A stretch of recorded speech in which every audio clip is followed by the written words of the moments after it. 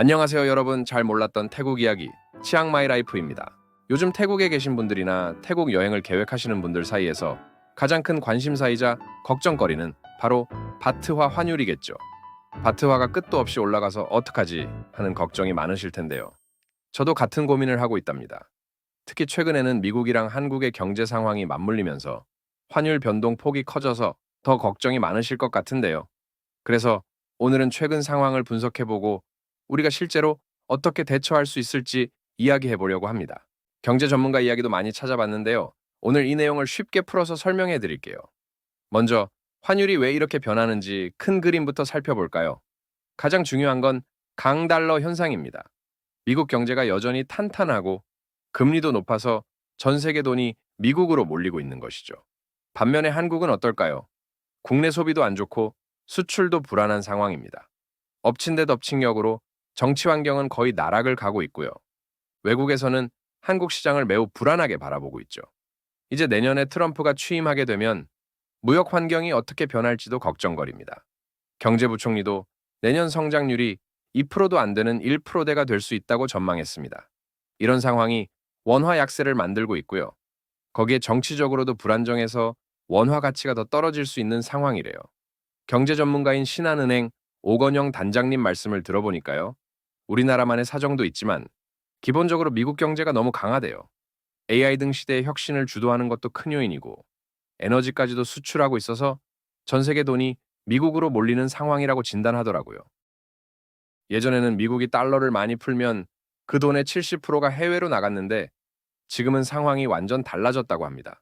오히려 해외에 있던 돈들이 다시 미국으로 돌아가고 있어서 달러가 더 강해지는 형국이라는군요. 이제 태국 상황은 어떤지 볼까요? 최근에 태국 바트화는 오히려 강세를 띠고 있습니다. 이건 미국 경제가 순항하고 금리를 낮추면서 아시아로 돈이 다시 풀렸기 때문인데요.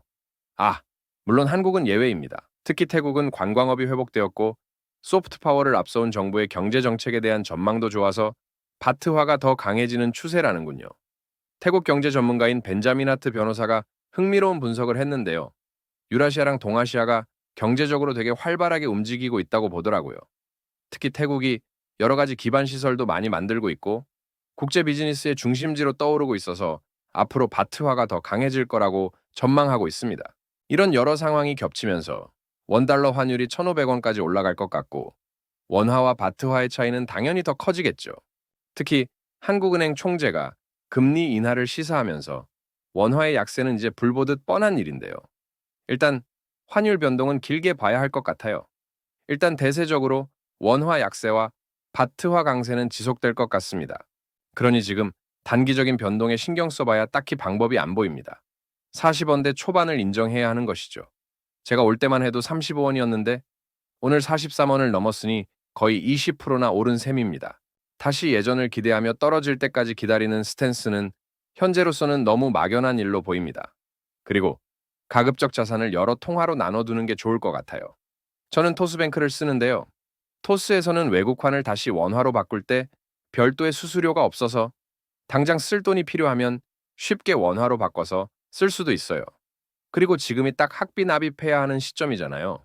송금할 때는 제가 여러 방법을 다 써보니까 한 번에 1,000만 원 이상 큰 돈을 보낼 때는 일반 은행에서 외화 송금하는 게 낫고 100만 원대 소액일 때는 와이어바알리로 보내거나 하나 트래블로그 카드, 토스체크 카드 등으로 사용하는 게 가장 유리한 것 같아요. 여행 오시는 분들은 달러로 갖고 오셔서 방콕은 슈퍼리치, 치앙마이는 삐에로 환전소에서 바꾸는 게 가장 유리할 것 같습니다. 오늘은 바트화가 강해지는 이유랑 우리가 어떻게 대처할 수 있을지 고민거리를 나눠봤는데요. 다들 힘드실 텐데 하루빨리 한국 상황이 안정화되길 바랄 따름입니다. 지금까지 치앙마이 라이프였습니다. 구독과 좋아요는 큰 힘이 됩니다.